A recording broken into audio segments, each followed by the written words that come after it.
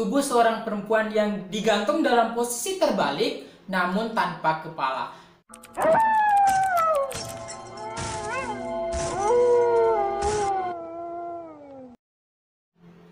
Halo teman-teman, terima kasih sudah klik video ini. Kembali lagi bersama saya Olayan Murdiana. Apa kabar kalian semua? Hari ini ininya agak sedikit gelap ya, karena aku syutingnya hari ini malam.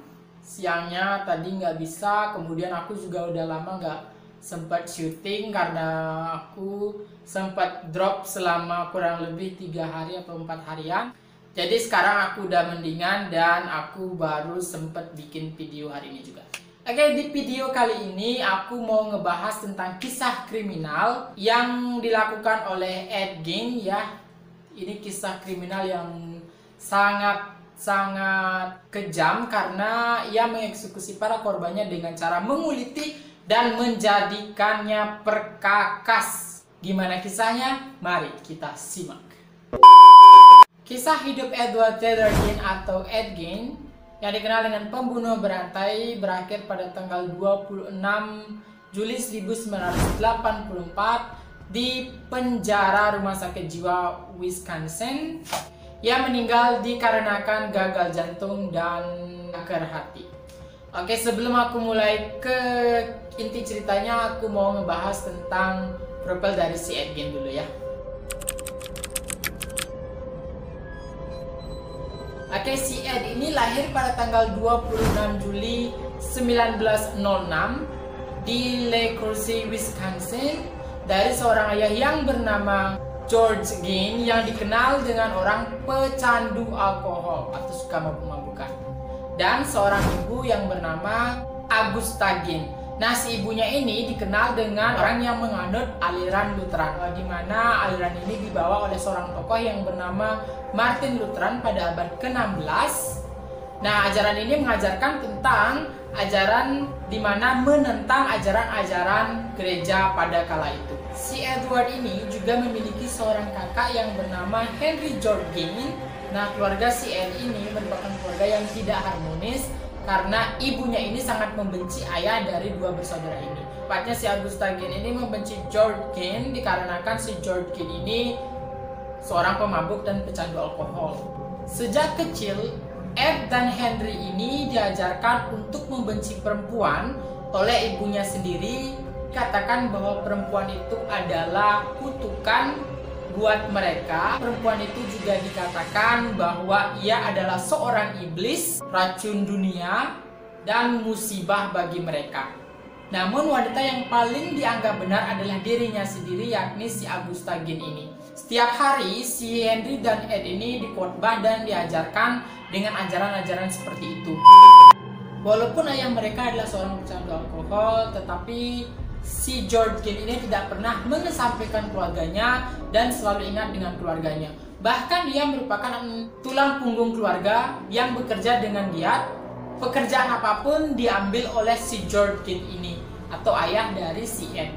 Mulai dari berkebun, bertani, kemudian menjadi tukang kayu, bahkan menjadi seorang sales asuransi pun dilakukan untuk menyambung hidup mereka. Pada akhirnya harta satu-satunya yang mereka miliki, yakni toko kelontong, rela dijual oleh si George Gein ini untuk membeli rumah di tempat yang terpencil, yakni di Plainfield, Wisconsin, yang nantinya akan menjadi rumah permanen dan menetap di sana untuk mereka.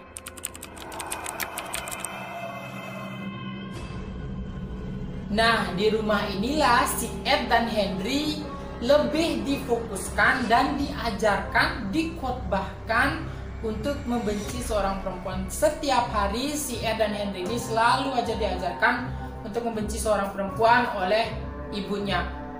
Pagi, siang, malam, bahkan diajarkan tentang kekejaman Nazi pada saat kala itu. Dua bersaudara ini, yakni Ed dan Henry, juga dilarang keluar rumah untuk bersosialisasi dengan masyarakat di kota yang jarak antara rumah mereka dengan kota lumayan jauh karena mereka tinggal di tempat yang terpencil. Ed dan Henry hanya diizinkan keluar untuk bersekolah dan harus kembali pulang ketika mereka sudah pulang dari sekolah. Tidak diizinkan untuk berkeliaran terlebih dahulu. Di sekolah, si Edward ini dikenal dengan anak yang pendiam, pemalu, dan suka menyendiri. Bahkan dia pun dianggap aneh karena sering ketawa-ketawa sendiri. Ia tuh seakan-akan menertawakan kehidupannya sendiri. Pada usia Edward yang ke-33 tahun, tepatnya pada 1 April 1940, si George Ginn, bapak dari Edward Ginn ini meninggal dunia diakibatkan karena kecanduan terhadap alkohol. Kemudian pada akhirnya Ed dan Henry diharuskan untuk bekerja demi menghidupi keluarga mereka. Masyarakat di tempat di mana mereka bekerja menerima keadaan mereka dengan baik karena mereka ini dikenal dengan ulet bekerja, baik, kemudian rajin, jujur, bekerja keras. Bahkan mereka mau melakukan apapun asal menghasilkan uang. Si Ed juga mengambil pekerjaan mengasuh anak karena ia dilihat lebih akrab dengan anak-anak dan anak-anak juga terlihat menyukai si Ed ini. Setelah si Henry ini bekerja di kota, ia pun terpikat dan jatuh cinta dengan seorang janda beranak dua, di mana si Henry ini memutuskan untuk tinggal bersama janda tersebut walaupun tidak disetujui oleh orang tuanya dan oleh si Ed, saudaranya. Beberapa tahun kemudian, pada tahun 1944, si Ed ini menghubungi kakaknya si Henry guna untuk membantunya dalam bekerja membakar ladang rawa-rawa. Namun entah bagaimana ceritanya, api pun semakin membesar sehingga tidak dapat dikendalikan oleh mereka. Si Ed pun memutuskan untuk menghubungi pihak kepolisian. Namun ketika pihak kepolisian tiba, si Ed melaporkan bahwa ia kehilangan kakaknya, yakni si Henry, yang sedang membantu ia. Polisi pun bersama ia dan warga lainnya membantu untuk menemukan si Henry. Akhirnya dicari dan dicari, tidak butuh waktu lama ditemukanlah Henry yang sedang tengkurap, sudah dalam keadaan meninggal dunia, namun tidak ada bekas luka bakar yang menyebabkan kematian. Tetapi temukannya luka lebam di bagian kepala si Henry. Kecurigaan pun akhirnya sempat dilayangkan ke Ed. Namun karena Ed terus berperilaku baik, tidak mencurigakan dan tetap bekerja seperti biasa, lambat laun tuduhan itu pun akhirnya pudar dan tidak ada yang pernah menuntut si Ed lagi atas kematian si Henry. Seakan-akan mereka itu lupa dengan kejadian yang pernah menimpa si Henry. Pada tahun 1945, hidup Ed akhirnya benar-benar hancur atas kehilangan ibunya yang menjadi seorang panutan, guru, dan satu-satu teman hidupnya. Si Ed ini telah meninggal dunia, yang menyebabkan si Ed ini merasa terpuruk dan terpukul atas kehilangan ibunya. Karena si Ed ini merasa tidak memiliki tanggung jawab lagi, akhirnya si Ed yang tengah berduka memutuskan untuk menjalankan usaha pertanian dan semakin menutup diri terhadap masyarakat. Setelah kematian ibunya itu, Ed mulai mempelajari tentang anatomi tubuh perempuan hingga belajar ke zaman Nazi, khususnya sosial eksperimen medis. Sampai di sini masyarakat dan warga sekitar menganggap hal itu biasa-biasa saja. Hingga pada tanggal 16 November 1957, seorang perempuan yang memiliki toko perkakas yang bernama Bernice Worden menghilang, yang menyebabkan anak Bernice yaitu Frank, yang merupakan seorang wakil sheriff, memutuskan untuk terjun dan menyelidiki kasus ibunya ini. Nah, penyelidikannya pun berujung pada si Ed Gein yang sebelumnya beberapa kali diketahui menyambangi toko Bernice Worden, dia tidak membeli satu barang pun. Frank pun memutuskan untuk memeriksa rumah si Ed dengan mendatangi rumah si Ed. Saat sampai ke rumah Ed, si Frank pun mencoba untuk memanggil nama si Ed dan mengetuk pintunya, namun tidak ada jawaban dari si Ed. Si Frank ini pun bermaksud untuk menyeruak masuk, melewati bagian belakang dari rumah si Ed ini yang merupakan adalah gudang kayu dan berharap menemukan si Ed di dalamnya. Namun ketika si Frank masuk ke dalam gudang kayu tersebut, hal yang pertama kali si Frank temukan adalah tubuh seorang perempuan yang digantung dalam posisi terbalik namun tanpa kepala. Dan di bagian kelamin hingga ke dada itu tampak sobekan yang digunakan untuk mengeluarkan isi bagian dalam atau organ dalam mayat tersebut. Setelah dilihat lebih lanjut, si Frank pun kaget karena mayat perempuan tersebut merupakan ibunya sendiri, yakni Bernice Worden, yang dikabarkan hilang dan sedang diselidiki oleh si Frank. Rasa penasaran si Frank pun belum selesai setelah memasuki bagian gudang lainnya, di mana bagian-bagian barangnya sulit diterima oleh akal orang normal. Dalam ruangan itu ditemukan terdapat 10 kulit kepala perempuan, atau gulung utuh kulit perempuan, sabuk yang terbuat dari puting susu perempuan yang dijahit dan disusunnya hingga membentuk sabuk atau ikat pinggang, serta kursi yang bagian duduknya dibungkus dengan kulit manusia atau kulit perempuan. Bukan hanya dijadikan perkakas, si Ed ini pun mengubah bagian tengkorak kepala manusia menjadikannya mangkuk sup. Saat masuk ke dalam rumah si Ed, Frank menemukan organ-organ dalam tubuh manusia tersusun rapi yang memenuhi kulkas milik si Ed. Buah meja yang dihiasi dengan tulang manusia juga ditemukan di rumah Ed, serta lampu meja yang bagian kapnya dibuat dari kulit wajah perempuan. Bagian kapnya itu lampu, nah ini bagian kapnya ini dibuat dari kulit kepala perempuan. Bayangkan.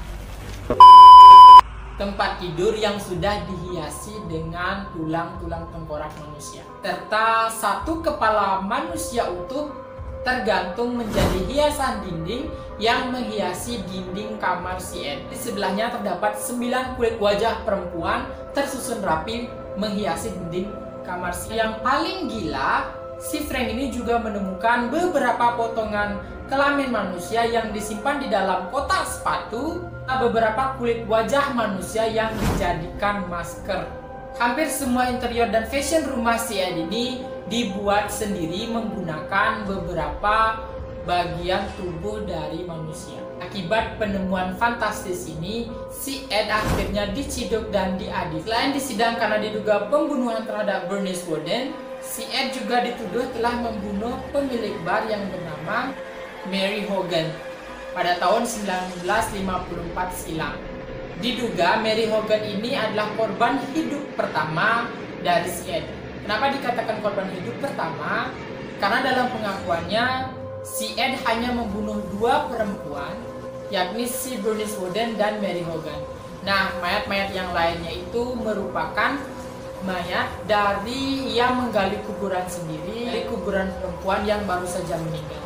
Selain tubuh Bernice Worden dan Mary Hogan ini, diperkirakan terdapat sekitar 15 mayat yang telah diubah dijadikan beberapa barang di rumah si Ed ini. Dan saking banyaknya, si Ed ini pun tidak bisa mengingat berapa sebenarnya ia telah mengubah mayat menjadikan barang-barang di rumah si Ed ini. Di depan pengadilan, si Ed ini mengaku ia melakukan hal itu karena ia membenci perempuan dan ingin menghidupkan kembali ibunya. Ia juga bercerita bahwa Ed dan Henry, saudaranya, diajarkan dari kecil untuk membenci perempuan, dan bahkan kadang-kadang si Ed ini juga menggunakan masker perempuan dan menggunakan pakaian ibunya sendiri. Ia berpura-pura menjadi ibunya seolah-olah ibunya itu hidup kembali. Secara mental, Ed dianggap tidak kompeten untuk melakukan persidangan. Ed akhirnya dijebloskan rumah sakit jiwa Institut Kesehatan Mental selama 10 tahun. Nah, selama di rumah sakit jiwa ini, Ed dikenal dengan anak yang baik, sopan, bijaksana, dan cenderung tidak menyusahkan orang lain. Setelah dianggap kompeten untuk melakukan sidang, namun ia tidak dijatuhi hukuman kurungan, tetapi ia dimasukkan dan dijebloskan ke Institut Rumah Sakit Mental dan dianggap sebagai tahanan gila. Ia pun ditahan di sana hingga tutup usianya pada 26 Juli 1984 yang disebabkan karena kanker hati dan gagal jantung. Oke teman-teman, sekian dulu ceritanya dari saya. Terima kasih sudah menonton video ini. Jangan lupa share kepada teman-teman kalian agar apa yang kalian tahu, teman-teman kalian juga tahu bahwa misteri ada di sekitar kita. Tetap di rumah, jaga kesehatan, dan saksikan kisah lainnya hanya di video saya. Saya Olan Murdiana, pamit undur diri. Sampai ketemu di video selanjutnya. Bye-bye.